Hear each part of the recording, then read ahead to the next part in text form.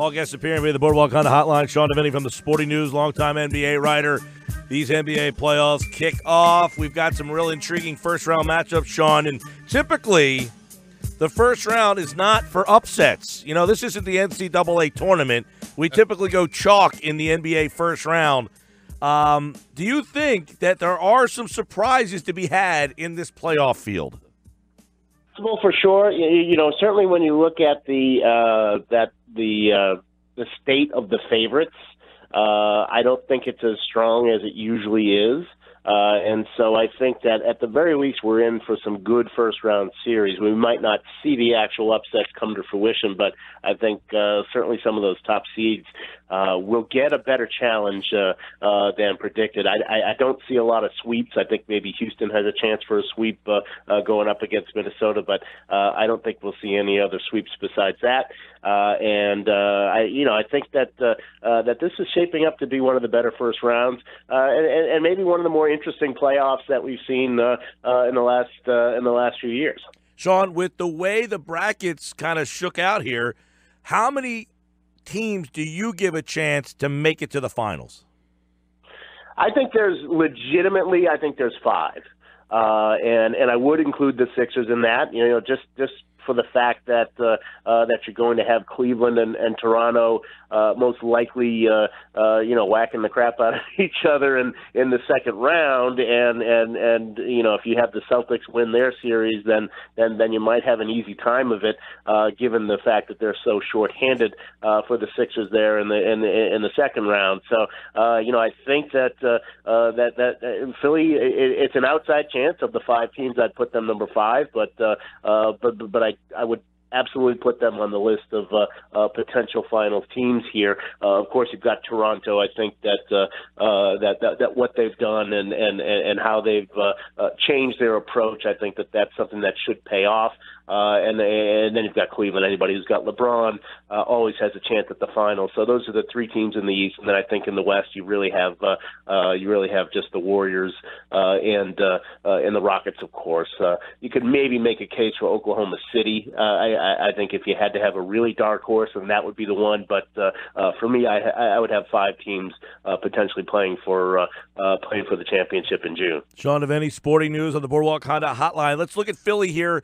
No Joel Embiid for Game 1. Does that worry you that maybe the Heat can come in and steal a game and change that series around, or are the Sixers convinced you that they don't need Embiid right now? Miami's not a good team. If this was a better, if this had been Washington, and we know that Washington is seeded as low as they are because they were missing John Wall for a month and a half to close the season, and they really just stumbled down the stretch. If that were the case, then that would make me more nervous. But Miami's they can't score. This is not an offensive team. They really have a lot of trouble scoring. They have trouble scoring in the clutch. If you get a close game, you're probably going to win it against a team like Miami. So, if it had been another team, that would worry me much more against Miami. I don't see it as a problem. I think that defensively, they're going to try to slow things down. They're going to try to make each game as ugly as they can. That's the way that Miami tries to win its games. But they just can't score. And I think that Philly can play a slow tempo if they have to. They prefer not to. But even if Miami does win the tempo battle, I think Philly's still just a better offensive team, even in a slow game. All right, Sean, how about Boston and Milwaukee? Milwaukee apparently wanted to play the Celtics the way they showed up against the Sixers the other night. But get off the bus. Was that a good decision by them? Well, if you had to make your pick, then yeah, everybody wanted to play the Celtics. I think, that was certainly they're certainly the wounded animal here. But I don't think Milwaukee has enough talent to beat the Celtics. I think that even without Kyrie Irving, even without Marcus Smart, I still think that Boston has just better overall talent. Again, it's a lot of it's just the offense. defense. Once you get past Giannis Antetokounmpo, there isn't a whole lot else that Milwaukee can count on. Jabari Parker's been sort of up and down, and when he's on the floor, he's such a defensive liability that hurts them. Eric Bledsoe has been pretty good, but again, I just when you look at what the Celtics have done start to finish this year, even when they're beat up, I think that they're set up to A, be a better defensive team than Milwaukee, and B, score a little bit more than what the Bucks can do. Sean, how about Washington? Because we asked which duo you like better, Wall and Beal or DeRozan and Lowry. Can the Wizards surprise the Raptors? Yeah, and that's if you're Toronto and you're looking at your path to the finals, if you have to go your first two rounds, you get Washington, a team that swept the Raptors just a couple of years ago, and is pretty much the same team. Man, you're scratching your head and say, how did we wind up here? We worked so hard to get the 1 seed, and we've got the hardest path of any team in the East to the finals, and that's where Toronto is. So if they've made all these changes to sort of exercise some of their demons from the playoffs in the past, Toronto's had such bad luck or just poor performance in general in the postseason. They're going to be tested right away. I think Washington, as an 8 seed, is obviously a much better 8 seed than what you typically see now that John Wall is back. This is a team that has typically and weirdly played down to its competition throughout the year. They have not played well against bad teams, but Washington has played well against good teams, and Toronto knows that. So I think Toronto does win the series. I think that their depth, their excellent bench, I think that's really going to make a big difference against a team like Washington that really doesn't have any depth. But I think Washington is definitely going to make this more of an interesting series than Toronto would like. And then, of course, there's Cleveland. Do you give the Pacers any shot here? No, this was, what a great year the Pacers have had. That's probably the best thing I can say about their chances in this series is, man, did they have a good season? But I don't see them having much of a chance. I mean, who's going to guard LeBron?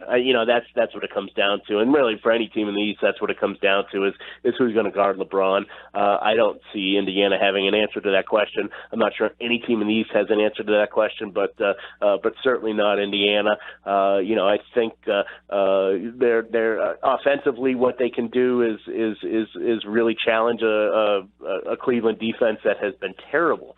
Really by Cleveland standards, they've been terrible, but really by league standards, just in general, they've been an awful defensive team, and it's hard to win that way. So Cleveland really has a lot of questions to answer going into the playoffs here, but I just don't know that Indiana has the answer for LeBron James, and I think ultimately that's the difference here. Sean Deveney with us, Sporting News, and the NBA playoffs get underway. Over to the West, Minnesota. If they don't lose Butler, you can conceivably say they would have been a 4 seed here. So is Houston, how happy are they that they got stuck playing Minnesota, or should this not be much of a challenge for them?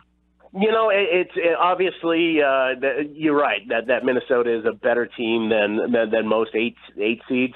However, it's a terrible matchup for the Timberwolves. Everything that the Timberwolves want to do, it's stuff that Houston does, but Houston does it a lot better.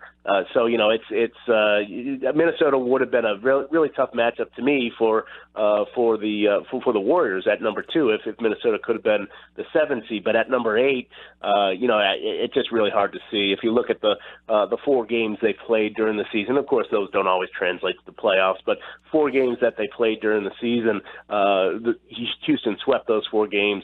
3 of them they won by 18 points, and that kind of gives you an indication that Minnesota they just can't match up with the things that Houston does. So normally that you would say that's a bad matchup for a 1 seed to have, except the style of play is so similar, and Houston's just better at it. The Warriors and the Spurs. This would have been this was a finals matchup. We know Kawhi Leonard ended up getting hurt. He's still not back. He's only played 9 games this year. Number 1, is there any expectations that he would come back at all? And number 2, do the Warriors basically get the best matchup for them not to have Curry? Yeah, I think that's absolutely right. I don't think there's any chance. And really, with the way things have gone, if you're a member of the Spurs, certainly if you're Greg Popovich, I think that if Kawhi said, I'm ready to play, I'll come back tomorrow, I think a lot of them would say, yeah, we're all set. Then no thanks. Just there's been so much drama with that and so much mistrust between Kawhi and the organization that I don't see him coming back at all. So yeah, for the Warriors, that's if you're trying to find a way to sort of survive the first round without Curry and then bring him back as quickly as you can and as close to 100% as you can. Probably as good a matchup as you could have had. San Antonio's just overmatched here. You look in the West, you got Portland, the 3 seed, New Orleans, the 6 seed. Both of them have some star power, Lillard, Davis. So which star has more help? Yeah, I think that's a good way to put it. That as much as it's going to be Lillard on one side and Davis on the other, it's going to be about the other guys, I think. And I think Portland has shown that they have a little more consistency in their supporting cast. Of course, you've got C.J. McCollum, and then you've got Drew Holiday with the Pelicans. Those are sort of the number 2 guys. But certainly once you get past that and you start getting into, okay, who's 3, who's 4, and how do they play defense? How is the bench? You start to see more and more advantages for Portland. So I think if you look at the top part of the matchup and you say, okay, these are how the stars match up, these are how the secondary players match, you can see it's pretty even, but it gets really quickly, it goes into Portland's favor after that. So I think in the end that New Orleans, again, could probably make this a pretty interesting series, but I would expect that Portland, maybe in 6 games or so, will wind up being the winner here. And then, of course, you got OKC and Utah. Now, Oklahoma City, they built the team to compete for a finals run. They can't lose in the first round, can they? I wouldn't be surprised to see Oklahoma City playing in the conference finals.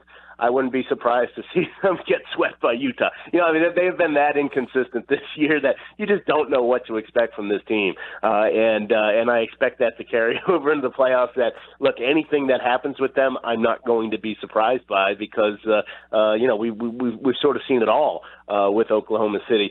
They're capable of being a very good defensive team. They haven't been very good over the last couple of months, though, especially after Andre Roberson got hurt back in January. But, they're capable of being a good defensive team, and that's where you start with when you're playing Utah. You've got to be able to match Utah in terms of how good they are defensively. That's Utah's bread and butter. If you can at least keep up with them on the defensive end, then no question that they can outscore the Jazz, and certainly they have the personnel to win a close game. If you look at Westbrook and Paul George and Carmelo, they've got the firepower to win a fourth quarter if that's what it comes down to. So I think it's there for the taking for Oklahoma City. This is probably the worst possible matchup that Utah could have hoped for. But I think in the end that Oklahoma City comes through. It might wind up being a 7-game series. I think this will be a good one. Sporting News NBA writer Sean Deveney, what is your finals pick? I'm going to be really far out on a limb, and I'm going to say Warriors and Cavaliers. Fourth straight year. Hard 4. I don't want to see it, and I don't think the league wants to see it. I don't think it's good for the league, but I think that's how it winds up playing out. Again, I just don't see anybody in the East who can stop LeBron. And once the Warriors get Curry back, I just don't see, as good as Houston is, I don't think they match up well with what the Warriors are able to do. So I think in the end we're going to see a very familiar matchup there. Sean Deveney from the Sporting News. He appeared via the Boardwalk Honda Hotline. Thank you so much, Sean. All right, guys. Thanks.